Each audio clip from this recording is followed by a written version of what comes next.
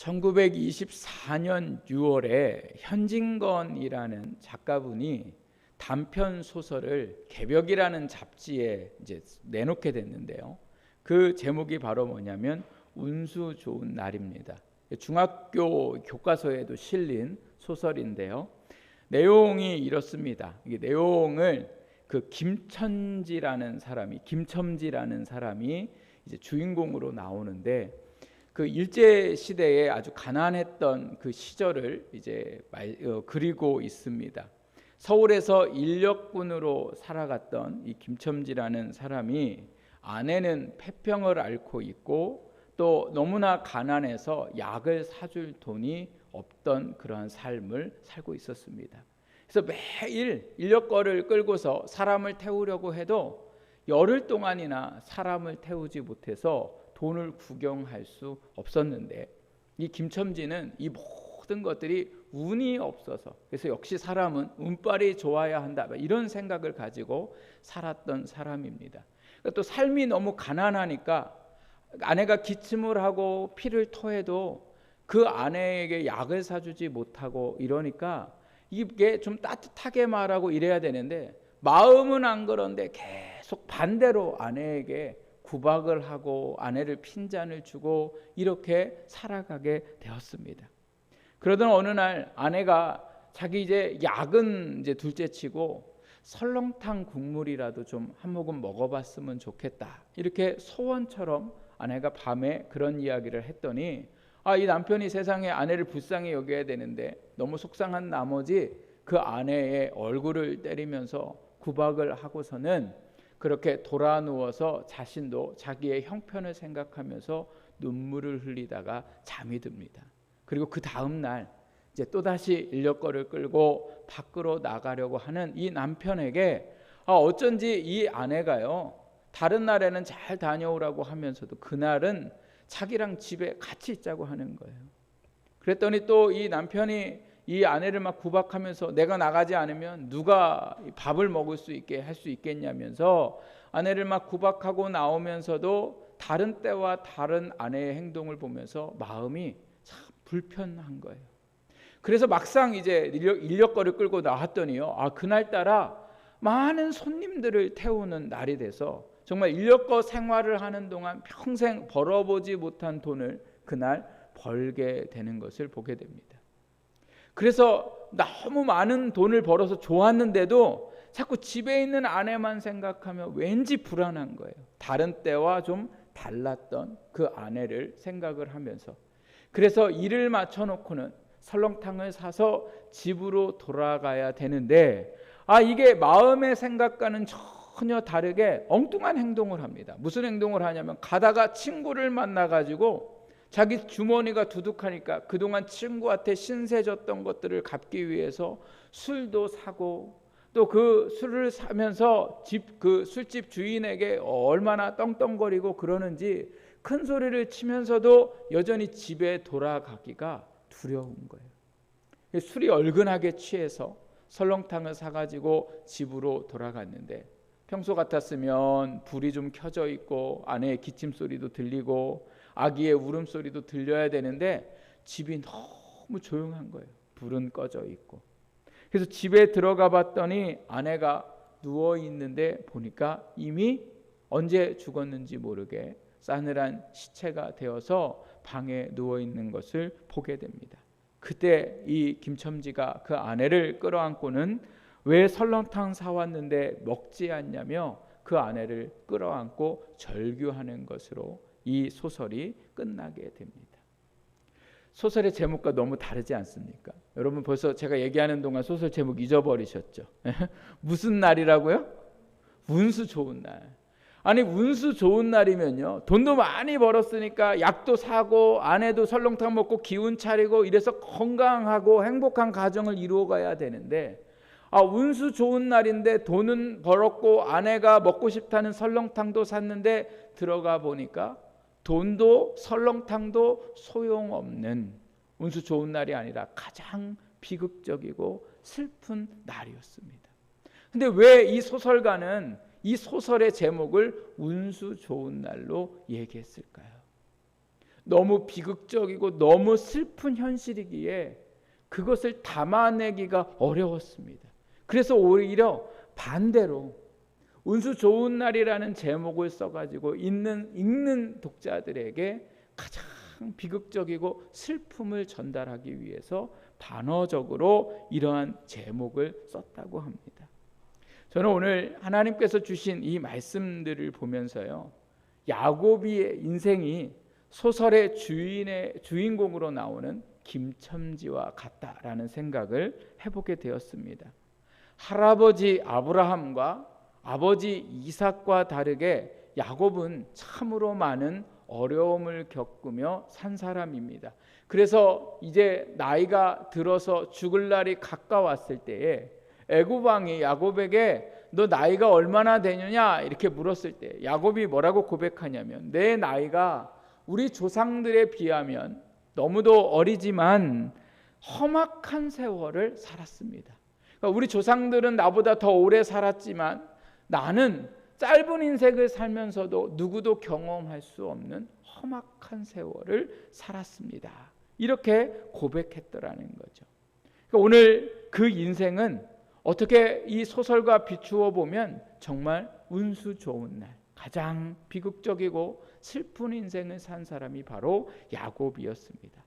특별히 이러한 야곱의 인생 가운데에 빠질 수 없는 사람이 있었는데 그 사람이 바로 누구냐면 오늘 말씀에도 등장하고 있는 라헬이라는 아내입니다. 라헬은요, 야곱이 인생에 가장 외롭고 힘들 때 만난 아내였고 가장 사랑한 아내였습니다. 이 라헬과 결혼하기 위해서요, 야곱이 무려 7년 동안 일을 했는데 창세기 29장 20절 말씀에 보면 그 야곱의 7년을 어떻게 표현하고 있냐면 그를 사랑한 까닭에 7년을 몇 년같이 여겼더라. 힘들고 고단한 삶이었지만 사랑하는 라헬이 있어서 야곱이요 7년을 며칠같이 여기며 살았더라는 거죠. 얼마나 행복했을까요? 또 결혼을 하면서 얼마나 큰 행복의 꿈을 그 야곱은 꾸면서 둘이 결혼을 하며 살았을까요? 그런데 야곱이 꿈꾼 것처럼 라헬이 바랬던 것처럼 그들의 결혼 생활은 행복하지 않았습니다. 일단 라헬에게 또 다른 함께 해야 할 아내가 3명이나 더 생겼어요. 그래서 야곱의 부인이 총 4명이었고 또 하나님께서 다른 3명의 아내들에게는 자녀를 주셨음에도 불구하고 라헬에게만 자녀를 주시지 않았더라는 거예요. 가장 사랑하는 사람은 라헬인데 이상하게도 라헬에게는 아기가 생기지 않고 다른 아내들에게 아기가 생기면서 그 사랑했던 야곱과 라헬 사이에 조금씩 금이 가기 시작이 됩니다. 그리고 그렇게 힘든 세월을 보내고 있는 동안 어느 날 시간이 지나서 하나님께서 그렇게 바라던 아기를 낳도록 라헬에게 복을 주셨는데 라헬이요 아기를 낳으면서 그 이름을 뭐라고 불렀냐면 요셉이라 불렀더라 이렇게 말씀하고 있습니다. 근데 요셉의 뜻이 뭐냐면요 더함이에요. 더함. 그러니까 이 이스라엘 사람들은 자기의 삶들이 이루어지기를 바라거나 또 아니면 자기의 지금 형편에 대하여 사람의 이름을 붙였는데 그러니까 라헬이요 요셉을 부를 때마다 무슨 기도를 하나님 앞에 드리는 거냐면 하나님 내게 아들을 더해 주십시오. 그러니까 요셉을 부를 때마다 계속해서 하나님 앞에 뭐예요? 구하는 거예요. 그래서 하나님 앞에 아들을 더해달라 더해달라 그렇게 요셉의 이름을 불렀지만 안타깝게도 라헬에게는 더 이상 아기가 없었습니다. 그리고 시간이 얼마나 지나냐면요 16년의 세월이 지나게 됩니다. 이 16년의 세월이 지나는 동안 어떤 일이 있었냐면 우선은 야곱이 외삼촌 집에서 살다가 외삼촌을 피하여 도망을 하게 되고 도망 중에 외삼촌이 이 사실을 알고 야곱을 죽이려고 왔다가 하나님께서 그를 보호하셔서 구원을 받게 되고 또 하나님이 그 삼촌 집을 떠나서 고향으로 돌아가라고 말씀을 하셨을 때에 돌아가고 싶지만 누가 야곱을 죽이려고 하고 있었냐면 형 에서가 야곱을 죽이려고 했습니다. 근데 하나님을 의지했더니 하나님께서 야곱에게 에서의 모든 문제를 해결해 주시고 야곱을 고향 땅에 발을 디디게 해주셨는데, 문제는 뭐냐면 이 야곱이 하나님의 약속한 장소로 그냥 계속 가면 되는데 세겜이라는 곳에 머물러서 보니까 너무 좋은 거예요. 세겜이 그동안 고생하다가 세겜에 머물러 보다 보니까 세상이 너무 재밌는 거예요. 눈에 볼 게 너무 많고 경험해 볼 게 너무 많은 거예요. 그러니까 약속의 장소로 안 올라가고 세겜에 오랫동안 가족과 머물러 있다가 무슨 일을 당하냐면 야곱의 딸 디나가 세겜 족속의 추장이었던 아들에게 강간을 당하게 됩니다. 강간을 당하고 나니까 그 딸의 오빠들이, 친오빠들이 막 화가 나서 결국은 세겜 족속의 남자들을 모두 죽이게 되는데, 그 사건으로 인해서 주변의 다른 민족들이 야곱을 혹시나 죽이지는 않을까 야곱이 두려움에 있게 됩니다. 그러한 가운데에 하나님께서 오늘 이제 35장의 전체의 내용들이 거기에 포함이 됩니다. 하나님이 두려워하는 야곱에게 찾아오셔서 그 야곱에게 복을 주시겠다고 약속을 하시면서 너랑 나랑 약속했던 베들로 올라가라 이렇게 말씀하세요.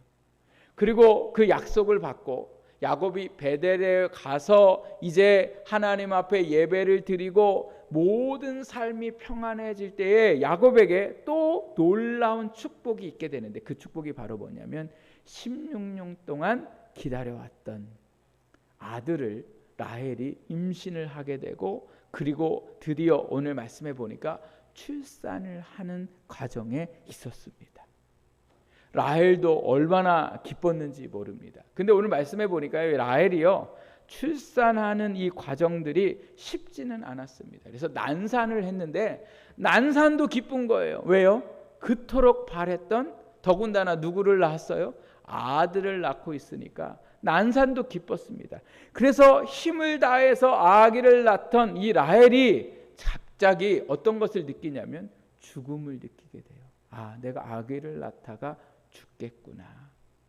그래서 그 일을 생각하면서 기쁨은 사라지고 아기 낳을 힘도 없었던 그 라헬이 뭐라고 그 낳은 아들의 이름을 부르냐면 베노니라고 부릅니다.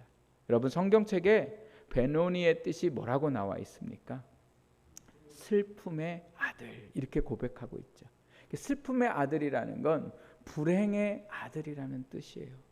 왜 슬픔의 아들이라고 이렇게 이름을 지었을까? 왜 그렇습니까?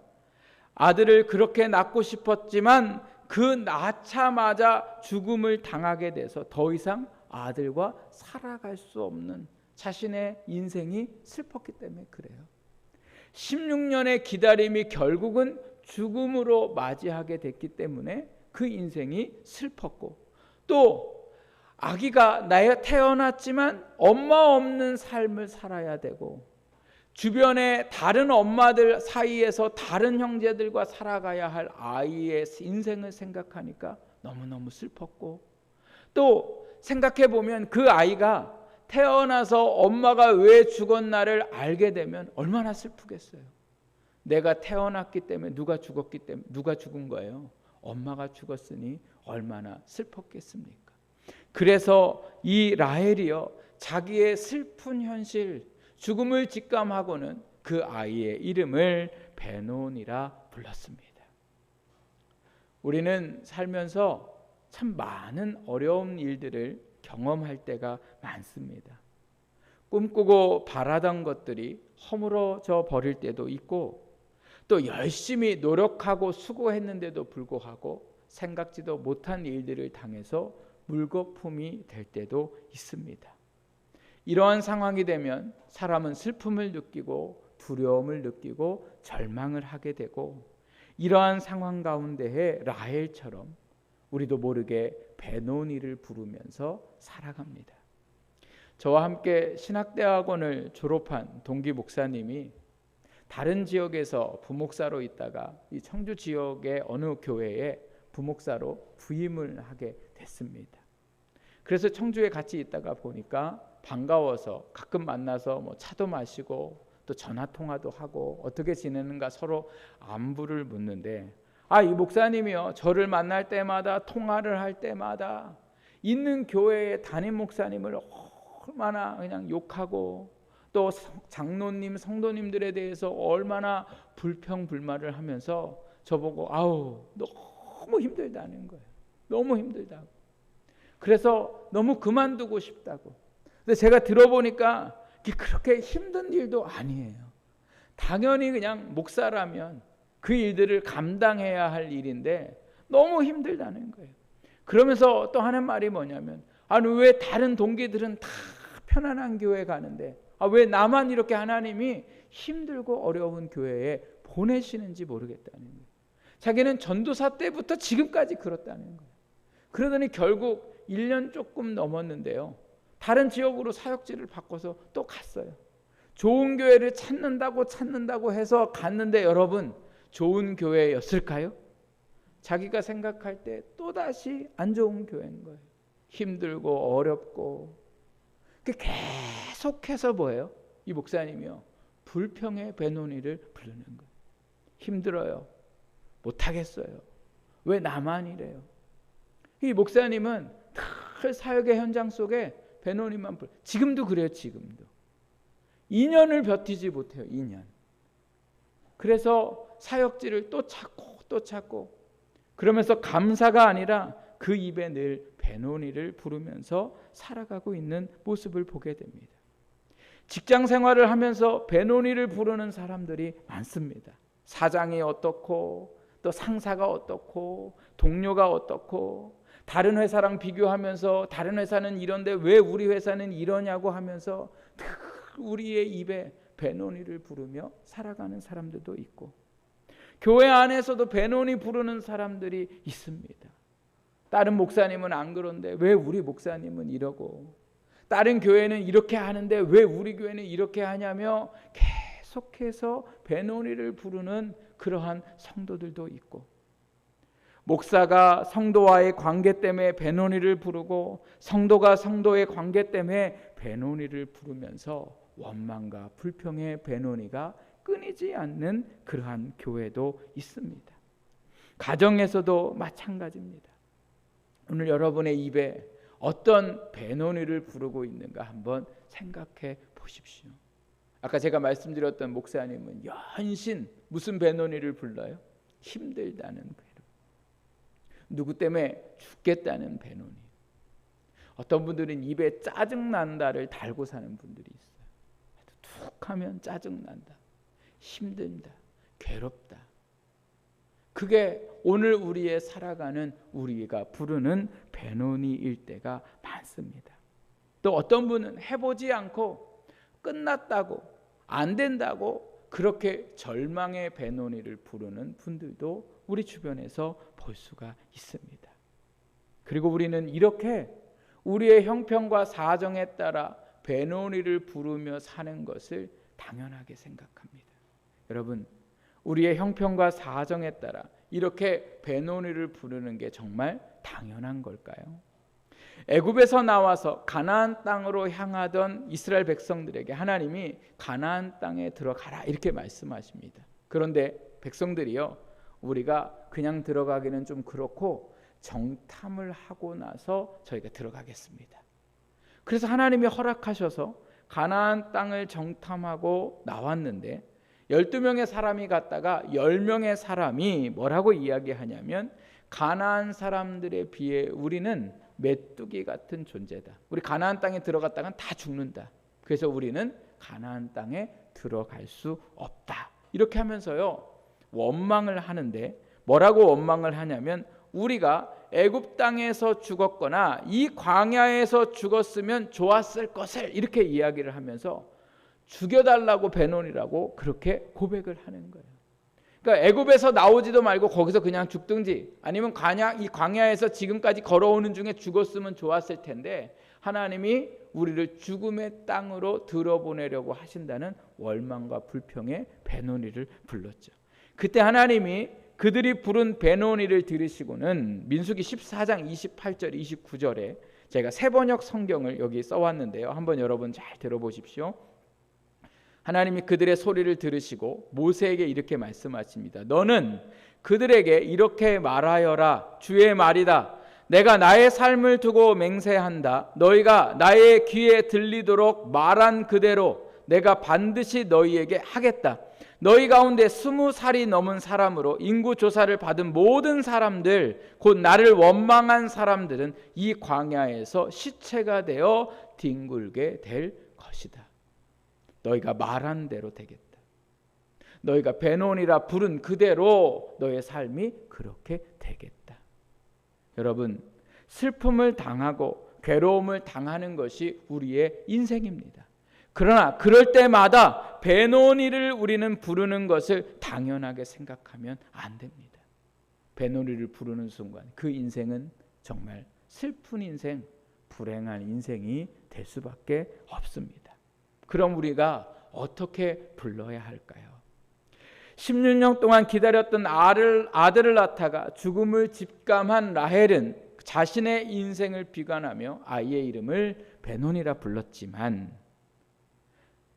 남편이었던 이 야곱은요, 베논이라 부르는 그 아내의 그 부름을 바꾸어서 오늘 말씀해 보니까 뭐라고 부릅니까? 베냐민이라 불렀습니다. 여러분, 베냐민의 뜻은 뭐라고 쓰여 있습니까? 오른손의 아들. 이게 오른손의 아들은요, 무슨 뜻이냐면 기쁨의 아들, 행운의 아들이라는 거예요. 나이를 생각해 보면 아들을 낳는 순간이 가장 슬프고 불행한 시간입니다. 야곱도 마찬가지입니다. 아내가 아직 3명이 더 있었지만 야곱이 가장 사랑했던 라헬이 죽었으니 얼마나 야곱이 슬펐겠습니까?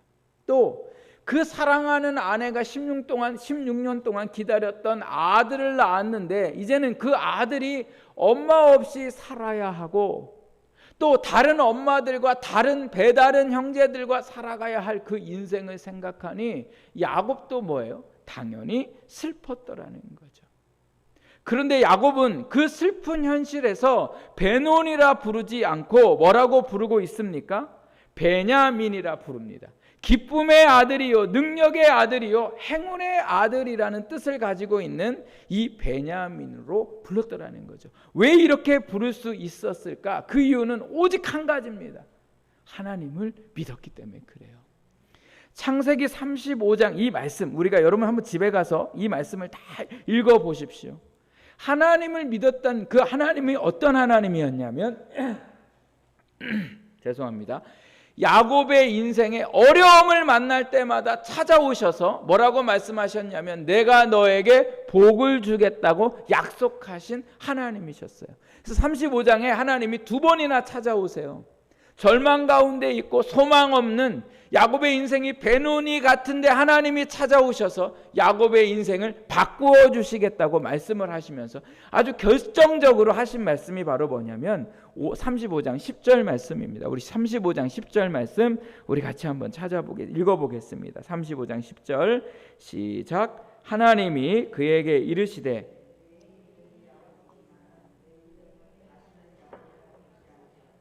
이스라엘이 내 이름이 되리라고 하시고 그가 그의 이름을 이스라엘이라 부르시고 아멘. 하나님이 야곱의 이름을 다시는 야곱이라 부르지 않으시고 무엇라 부르신다고요? 이스라엘이라 부르겠다 이렇게 말씀하세요. 이미 이 말씀은요 32장에서 하신 말씀이세요. 어디에서 했냐면 형이 두려워서 약복강에서 기도하고 있는 야곱에게 나타나셔서 야곱의 이름을 더 이상 야곱이라 부르지 않고 이스라엘이라 부르겠다. 야곱의 뜻은요 뭐냐면 속이는 자예요. 사기꾼, 부정적인 의미예요.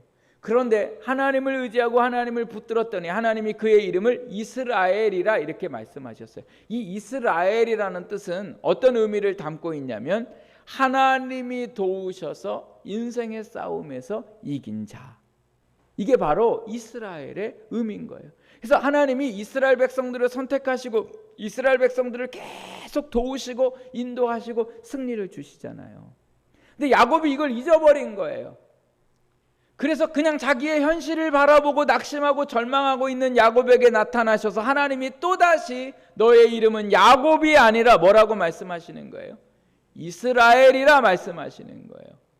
그래서 야곱은요, 하나님이 찾아오셔서 말씀하신 이 말씀을 이제는 잊어버리지 않고 마음에 확신하고 믿음으로 야곱이 어디로 떠납니까? 하나님이 약속하신 베델에 올라서 하나님을 예배하게 되었더라는 거죠. 그래서 야곱은 지금 가장 비참하고 비극적이고 슬픈 현실에 있지만, 그래서 라헬은 하나님을 향한 믿음이 없어서 자신의 인생을 베논이라 불렀지만 야곱은 뭐라고 불렀다고요? 베냐민이라 불렀더라고요. 왜요? 하나님이 베논이를 베냐민으로 바꾸시는 하나님이시기 때문에 그래요. 슬픈 인생을, 가장 불행한 인생을 가장 행복하고 가장 복된 인생으로 하나님이 바꾸시는 하나님이시기 때문에, 그래서 슬픔 속에서 야곱은 베노니를 베냐민으로 바꾸어 부를 수 있었습니다. 야곱이 이렇게 베노니의 삶을 베냐민으로 부를 수 있다는 건, 오늘 우리도 우리의 인생 가운데 우리의 현실은 베노니 같지만 오늘 우리는 이 베노니의 현실 속에 뭐를 불러야 돼요? 베냐민을 불러야 돼요. 나는 저주받은 사람이 아니고, 나는 안 되는 사람이 아니고, 나는 하나님이 함께 하셔서 하나님이 복을 주시는 사람이고 행운의 사람이고 축복의 사람임을 오늘도 우리가 고백하며 살아가는 인생이 되어야 됩니다. 우리의 삶은 힘들고 짜증나는 일도 많습니다. 정말 죽고 싶은 일들도 많습니다. 그러한 현실 속에 우리는 베노니가 아니라 베냐민을 불러야 됩니다. 하나님은 안 되는 것을 되게 하시는 분이 바로 하나님이시고, 하나님 앞에서는 모든 베노니의 인생이 모두 다 베냐민으로 바꿀 수 있어요. 그 사람이 능력이 있던 없던, 그가 사는 형편이 좋던 안 좋던 상관없이 하나님은 어떤 사람도 베냐민으로 바꾸십니다. 가망 없는 사람, 할 수 없는 사람, 능력 없는 사람으로 우리가 사람을 보지 말고 그 사람이 베노니로 보일 때마다 그 사람을 뭘로 불러주어야 돼요? 베냐민으로 불러줘야 되는 거예요. 어떤 부인이 남편을 놓고 오랫동안 믿음으로 살도록, 구원을 받을 수 있도록 기도를 했는데 남편이 기도와는 달리 더 하나님 앞에 멀어진 삶을 살고 있으면 어떤 마음이 듭니까? 베노니의 마음이 들어요. 이제 기도 못하겠다. 오랫동안 기도하고 하나님을 바랬는데 하나님이 기도를 안 들어주시는 마음이 들면 무슨 고백을 합니까? 베노니의 고백을 해요. 그러나 오늘 하나님은 그 모든 것들을 바꾸시고 변화시키고 하나님의 때에 아름답게 베냐민으로 바꾸실 하나님. 그래서 우리는요, 어떠한 절망 중에 있어도 뭐예요? 베냐민을 부르면서 살아야 되더라는 거죠. 요즘 저희가 새벽에 사사기 말씀을 함께 나누고 있는데요, 기드온 이야기를 우리가 요즘 보고 있습니다. 기드온이 얼마나 겁쟁이인지, 타작은 해야 되는데 미디안 사람이 너무너무 두려우니까 숨어서 타작을 하게 됩니다. 또 하나님이 나타나셔서 말씀을 하심에도 불구하고 얼마나 의심이 많고 연약한지 정말 겁쟁이가 따로 없어요. 어떻게 이 사람이 이스라엘을 구원할까 싶을 정도로 정말 겁장이에요. 그런데 하나님이 놀랍게도 이 겁장이 기드온에게 만나자마자 뭐라고 베냐민을 선포하시냐면 큰 용사여, 이렇게 말씀하세요. 큰 용사여라고 부르신 이유는 오직 한 가지입니다. 그가 싸움을 잘해서가 아니라요, 그가 능력이 있어서가 아니라요, 하나님이 너와 함께 하신다라고 하시면서 큰 용사여라고 말씀하세요. 여러분, 겁장이도 하나님이 함께 하시면 어떤 사람이 돼요? 큰 용사가 돼요. 베드로 생각해 보세요. 막 예수님 있을 때는 막 호언장담하잖아요. 모든 사람들이 주를 버리고 도망할지라도 나는 주와 함께 죽겠습니다. 그랬던 이 사람이 어린 소녀가 너도 예수와 같이 함께 있었다라고 말했을 때에 예수님을 저주하면서 부인한 사람입니다.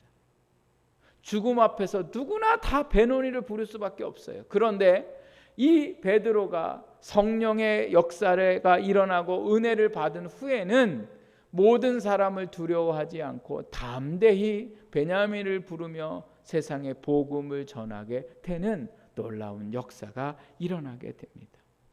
그러므로 여러분, 오늘도 우리의 인생이 베노니가 아니라 베냐민을 부르는 오늘 우리의 삶이 되어야 됩니다. 지난 주에 지금 저희가 일본에서 패럴림픽 그 장애인들이 이제 이 경기를 하고 있잖아요. 그 경기 중에 세계를 감동시킨 탁구 경기가 있었습니다. 여러분 혹시 보셨습니까? 못 보신 분들 또 보신 분들 다시 한번 제가 이제 보여드릴 건데요. 우리 잠시 이제 앞에 화면을 보시고 함께 보도록 하겠습니다. 오히려 박홍규 선수 입장에서도 최선을 다해서 치는 게 하마드2에 대한 예의인 것 같아요. 예, 그래야 됩니다. 그래야 박홍규 선수가 저 선수에 대한 예의라고 할 수 있습니다. 예. 하마드2의 뭐 이런 거는요. 비장인 선수들도 못 받을 것 같은데요. 집중하고 끝까지 해야 됩니다. 네. 대전 서브 한번 잘 받았고요. 걸리네요. 조금 더 집중해서 쳐야 되는 것 같습니다. 맞습니다. 예. 지금 보면 이제 맨발로 이 발을 올려야 되기 때문에 공을 올려야 되기 때문에. 네, 됐습니다. 여러분 이 영상에 저희 나라 선수와 같이 경기를 하고 있는 이 하마투어인가 하마드2 말이 여기 이집트 분인데요. 올해 47살이라고 합니다. 10살 때 기차 사고를 당해서 두 팔을 다 잃게 되었고 오랫동안 좌절하면서 살았습니다.